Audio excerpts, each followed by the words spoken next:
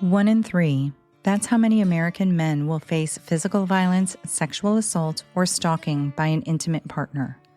1 in 3 women worldwide will endure physical or sexual abuse, most often by someone they know. But domestic abuse isn't just bruises. It's manipulation, it's fear, it's control that seeps into every part of your life. I'm Ingrid Dutton, and I survived it. Then I created 1 in 3 so no one else has to suffer in silence. Each week, we break that silence together. Occasionally joined by survivors, loved ones, and experts, we talk about the pain, yes, but also about the healing, resilience, and the fight to reclaim your life. This podcast is more than awareness, it's a lifeline. And a reminder, you are seen, you are heard, you are never alone. Search for 1 in 3 wherever you get your podcasts, because every voice matters and every story deserves to be heard.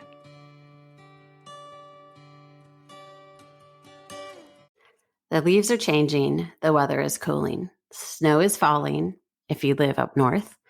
It's the end of October, time to celebrate. But what are we celebrating? Halloween? All Saints Day? All Souls Day? Dia de la Muerto? How about all of them? It's time to talk about the door to the other side.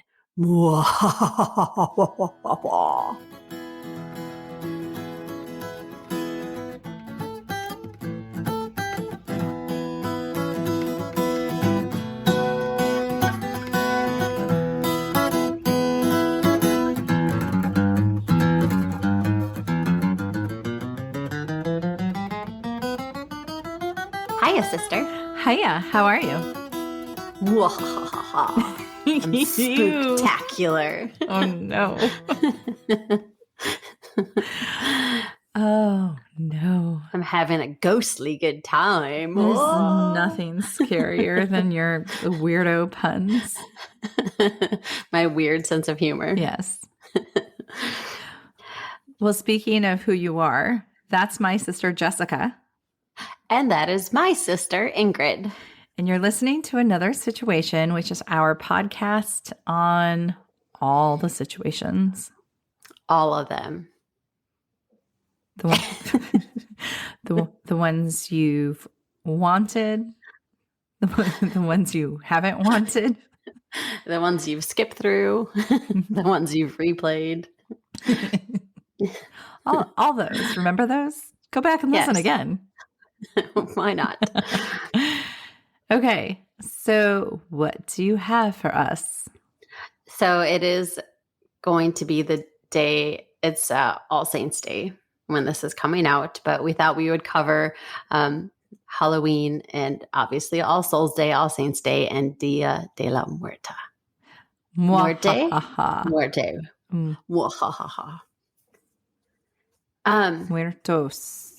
Dia de los Muertos. Yes, thank you. Mm-hmm. Day of the Dead. I've got it. Oh, my goodness. I even have it written down in front of me.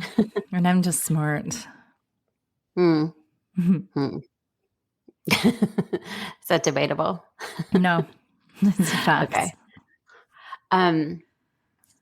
So I was looking up festivals for Halloween. This doesn't have to do with my story or my situation, but I was looking up some of the best festivals. New York City actually is supposed to have one of the best parades for Halloween. Oh, really? But then, it's the 14 best festivals in October around the world. Number 10 is in the Philippines. It's the 23rd of October. It's called Mascara Festival, and it's actually about something sad. It's in Bacolod, also known as the City of Smiles, and it has the Mascara Festival, and it translates into many faces, and because there's a bunch of smiling masks and costumes. Is it supposed to be happy? Because that kind of sounds creepy. Well, it's a little sad, actually. So it said it was born out of a crisis, and they started the festival to raise people's spirits during the 1980s because there was an economic crisis and there was a tragic ferry accident where a lot of family members, or a lot of families lost their family members. Aww. So the community pulled together and created this festival. And so it's supposed to make people happy. Oh. Yeah. You just want to start, I guess? I'm taking this one off. This is all you, man. Hmm. Lucky listener, lucky listener. This is what you've wanted. You just didn't know it. We're telling you what you want now. I'll try to keep my corniness to a minimum. She can't. Don't even. I can too. Don't get. You're creating false hope. Well, we'll see. Okay. We'll see at the end. We'll check back in at the end. Okay. So my information, the majority of it came from history.com, numerous pages from history.com. And then, of course, our good old friend, Wikipedia. Do you know I donated to them. I think I donated $3 to them one time. And now I keep getting emails about just donate $1 more. One more. That's all you got to do. That's why I have donated nothing. Well, I mean, I use it a lot. I didn't use it a lot for school, but I use it a lot now. So the first thing we're covering is Halloween. I think most people kind of have a general idea of the history of Halloween, but I don't know if people have a specific knowledge of how it started. So I'm going to tell you about this. So we're like waiting. I know, but when you're muted and I can't get like verbal confirmation from you that you're listening to me, it throws me off. Well, how about I don't mute myself and I still don't give you verbal confirmation? That's not appreciated either way. Then you're just staring at me and making faces. I want to do that. I'm going to do that instead. All right, fine. Okay, so this is a Gaelic word and it's pronounced Samhain, but it's spelled Samhain, Samhain, but it's pronounced Samhain. So Samhain is a pagan religious festival that originated from an ancient Celtic spiritual tradition. In modern times, Samhain, I'm going to screw that up. I'm going to say Samhain. In modern times, Samhain is usually celebrated from October 31st to November 1st to welcome in the harvest and usher in the quote unquote dark half of the year.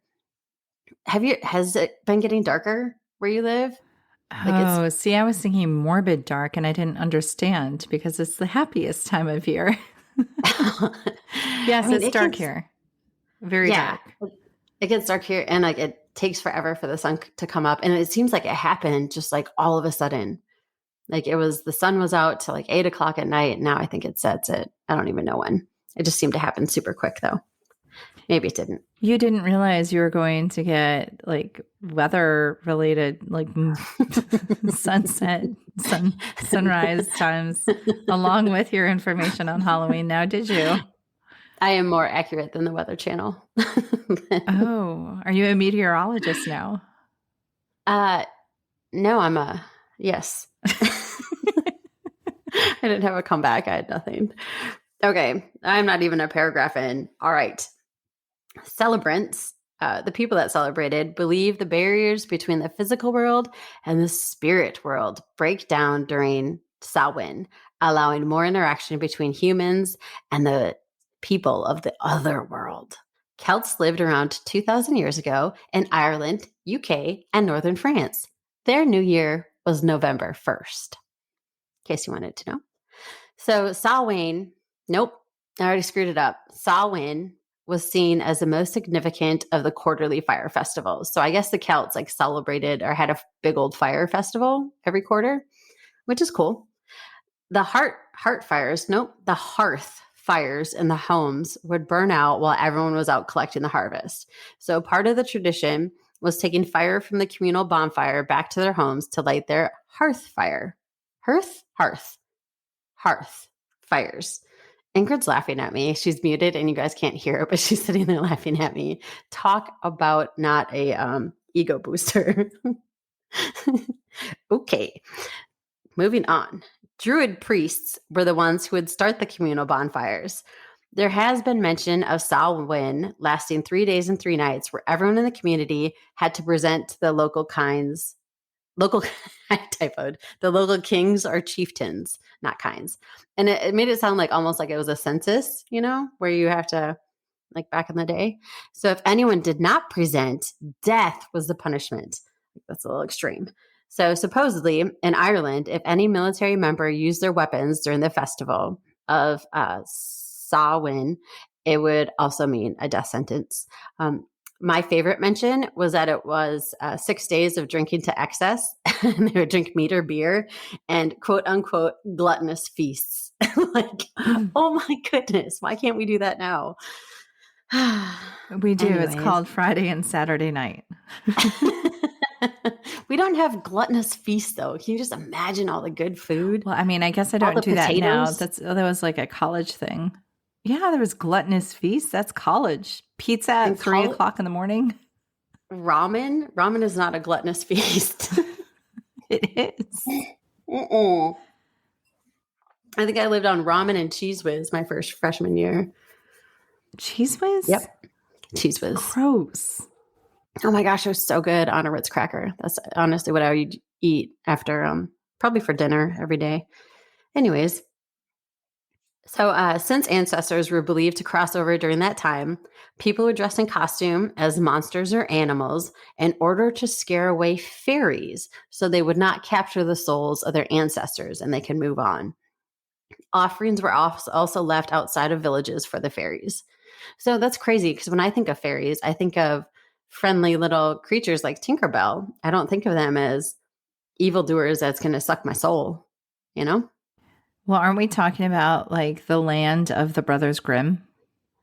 Yes. Yeah, everything's evil there. Well, where are they from? I don't know why I agreed to that so quickly. I was like, wow, I totally pulled that out of my ass, and it's right. I don't know where they're from. It could be. It's Europe. They're from Europe. I know that much. Sorry, European listeners. If you know where the Grimm brothers are from, please let us know. Okay, so some of the interesting quote unquote monsters associated with Samhain, dang it, were a lady in white who chases night wanderers. We have that in our legends now, the lady in white, and headless men riding on horses that have red eyes. We also incorporated that into a story. If they don't have a head, how do they have eyes? No, the horse has red eyes. Oh, okay. Yeah. Okay. So as the Middle Ages carried on, so did the practice of Samhain.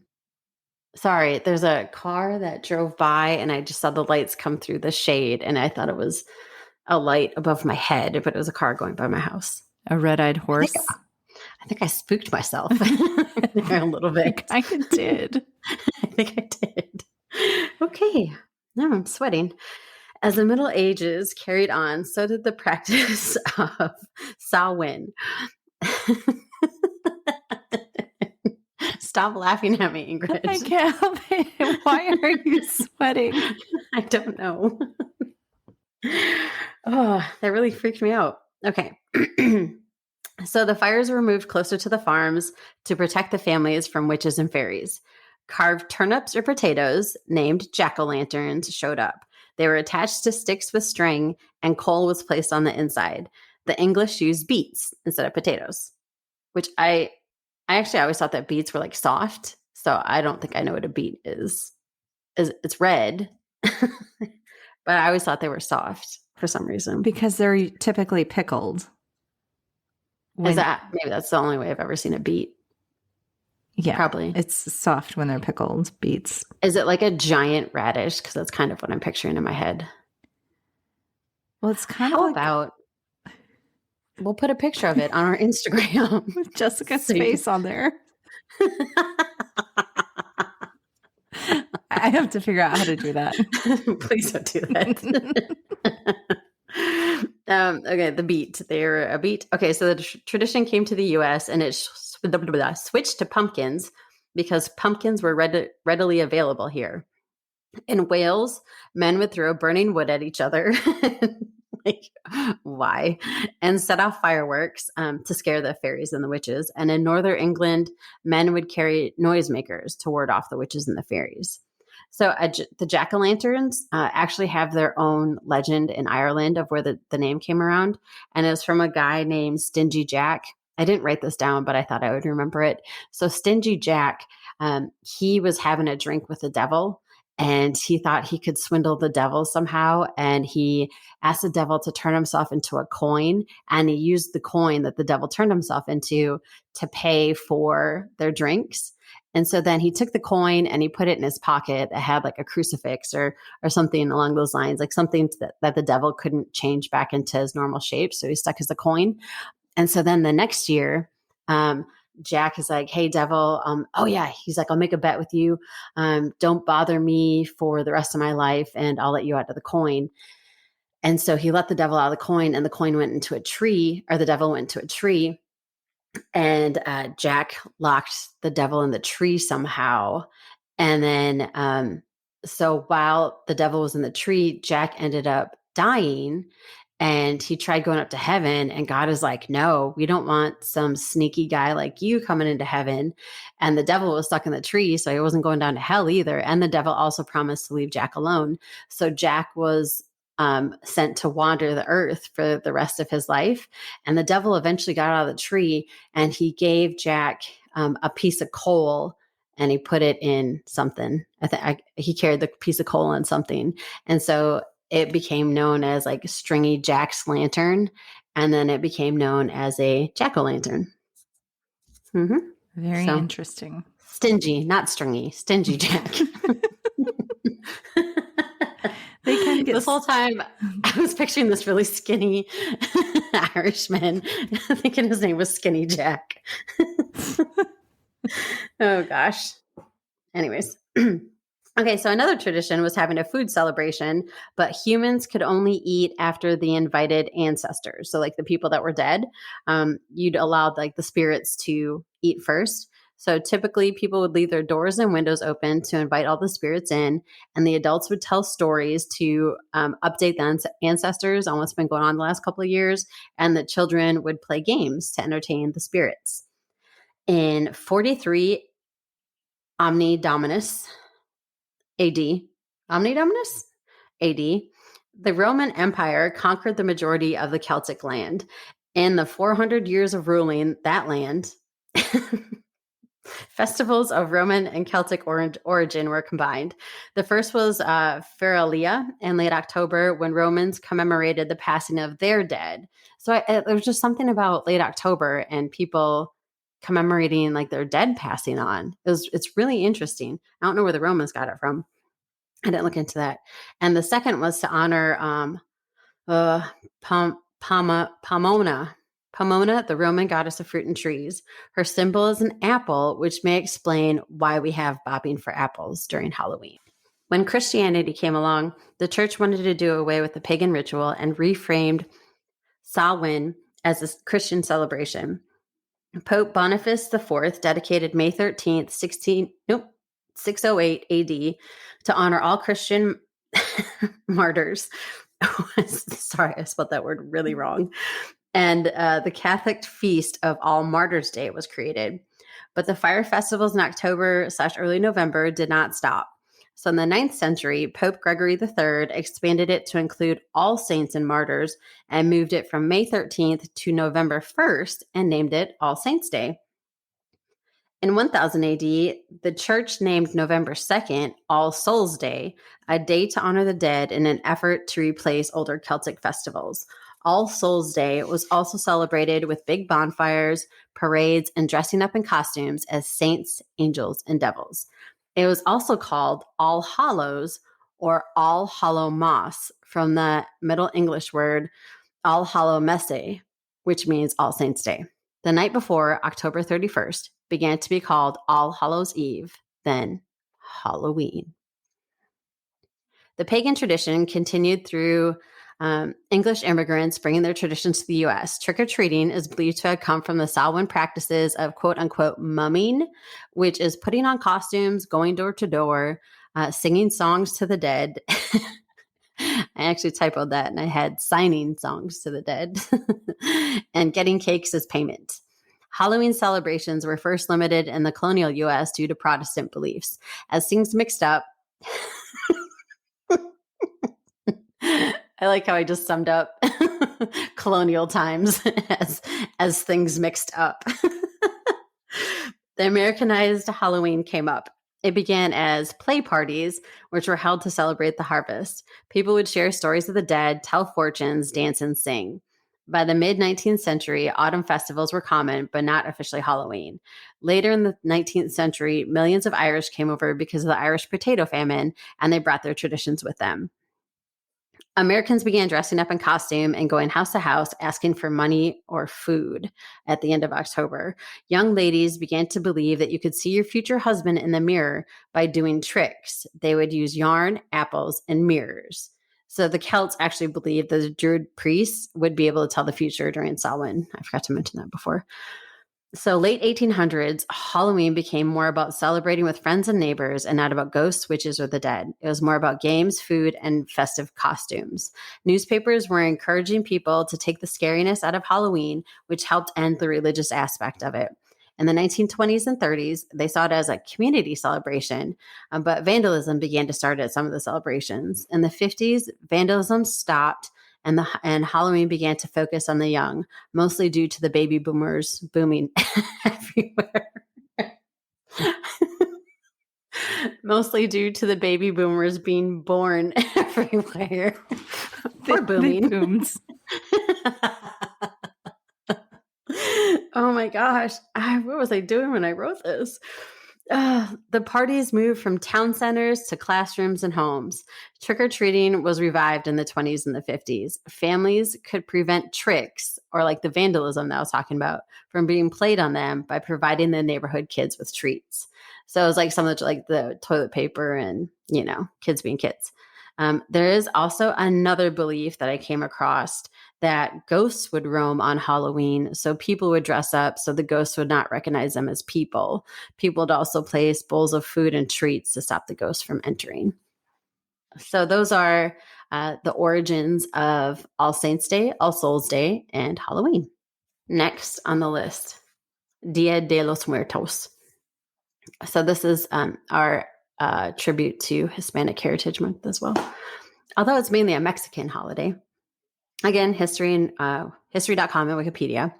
So the Day of the Dead, El Dia de los Muertos, is a Mexican holiday where families welcome back the souls of their deceased relatives for a brief reunion. That includes food, drink, and celebration.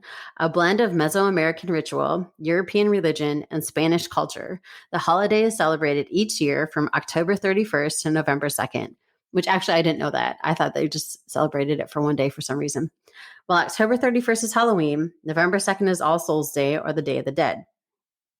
According to tradition, the gates of heaven are opened at midnight on October 31st, and the spirits of children can rejoin their families for 24 hours. So I actually didn't know that either. And then the spirits of adults can do the same on November 2nd. So adults and children get to celebrate on different days. I didn't know that. The roots of the Day of the Dead, celebrated in contemporary Mexico and among those of Mexican heritage in the United States and around the world, go back some 3,000 years to the rituals honoring the dead in pre-Columbian Mesoamerica. The Aztecs and other Nahua people living in what is now central Mexico held a cyclic view of the universe and saw death as an integral, ever-present part of life. There has been some controversy of the origin due to some of the same ideas of opening between the worlds, celebrating the dead, All Saints Day, etc. So there were some people, I think that from what I read is that Mexican culture kind of frowns down on those people that are trying to say that it's not from the Aztecs, it's not Mesoamerican. And so that's a little bit of a controversy. So the Aztecs or the Nahua believe that when a person dies, they travel to the land of the dead, which is also called Ticuna Mictlan. After completing 9 challenging levels, which take several years, the soul finally reaches Mictlan, the final resting place. Nahua rituals are traditionally held in August. Families provide food, water, and tools to help the dead in their journey. This inspired the Day of the Dead practice of people leaving food or offerings on their loved ones' graves or setting them on makeshift altars called ofrendas in their homes. In medieval Spain, not spam, people would bring wine and pan de animas, spirit bread to their loved ones' graves on All Souls Day and cover the graves with flowers and light candles to help light the soul's way back to their homes on earth. In the 16th century, the Spanish brought the traditions with them to America, along with a darker view of death, which was influenced by the bubonic plague. Jeez, bubonic plague. Day of the Dead is not a Mexican version of Halloween, though there are shared traditions. Day of the Dead believes a border between the spirit world and the real world dissolve. The souls of the dead awaken and return to the living to feast, drink, dance, and play music with their loved ones. The living family treat the deceased as honored guests and leave their favorite foods and other offerings as at their gravesite or ofrendas. Ofrendas are decorated with candles, bright marigolds called campusuchil, and food. I did not say that right. The most prominent symbols are calacas, which are skeletons, and calaveras, which are skulls. People commonly wear skull masks and eat sugar candy molded into skulls. The pan de animas is reflected in the pan de muerto, the traditional sweet baked good of Day of the Dead celebrations. Spicy dark chocolate drinks and atole are also ate then. You can wish someone a happy Day of the Dead by saying, Feliz Dia de los Muertos. Sorry, I don't know why that made me laugh. I don't know why that was part of an article. It just makes me laugh. All right. Though the particular customs and scale of the Day of the Dead celebrations continue to evolve, the heart of the holiday has remained the same over thousands of years. It's an occasion for remembering and celebrating those who have passed on from this world, while at the same time portraying death in a more positive light as a natural path of the human experience. Es todo. Muchas Al fin. gracias, hermana. De nada, hermana. Muy bien. Gracias. Es muy bien.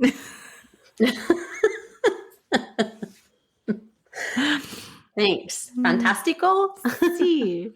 Y bonita. Oh my goodness. Soy inteligente. No.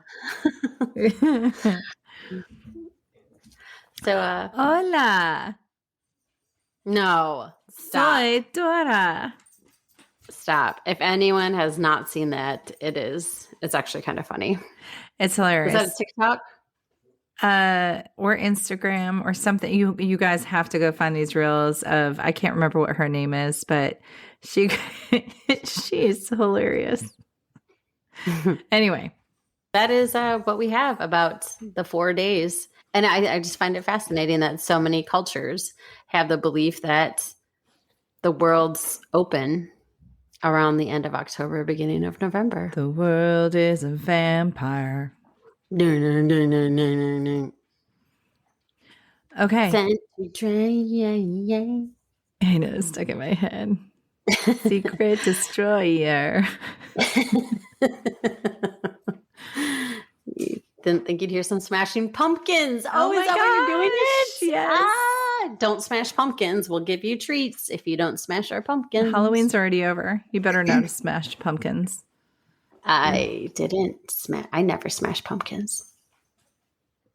Anyways, so happy Halloween, happy All Saints Day, happy All Souls Day. Happy Feliz November. Dia de los Muertos. Happy November. And how about the bass?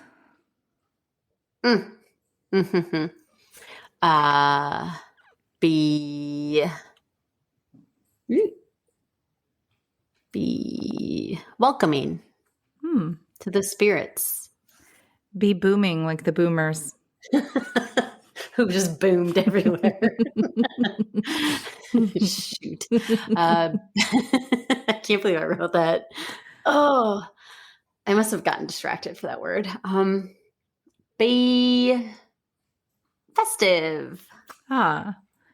Be gluttonous this holiday season. Oh, yes. Have many gluttonous feasts. Yes. Okay, we'll see you next week for Veterans Day. Yep. Well, next week isn't Veterans Day when we release it, but it'll be our Veterans Day and Military Family episode. Yep. Also done by Jessica. I think that was a That's subtle not reminder. a trick. That's not That a was trick. This is her subtle treat. reminder to tell me to do that. Yes. And while she's doing that, could you please rate, review, and subscribe and share us, please? And give us more give thanks messages. Oh, yes. What are you thankful for? What are you not thankful for? What's some That'd be way too easy. kind stuff? Kind stuff that you have seen or done. Or heard of? Even if it's... You can make it up if you want. I don't care. Give us some fictitious kindness. Spread the love. Okay. On the said word. We're rambling. We're out. Goodbye. Goodbye. If you'd like to reach out to us or submit your situation, please contact us at anothersituationpodcast@gmail.com or find us on Instagram at Another Situation Podcast. We're also on Facebook at Another Situation. Another Situation is produced and edited by Point 5 Pinoy. Music is written and performed by Tim Crow.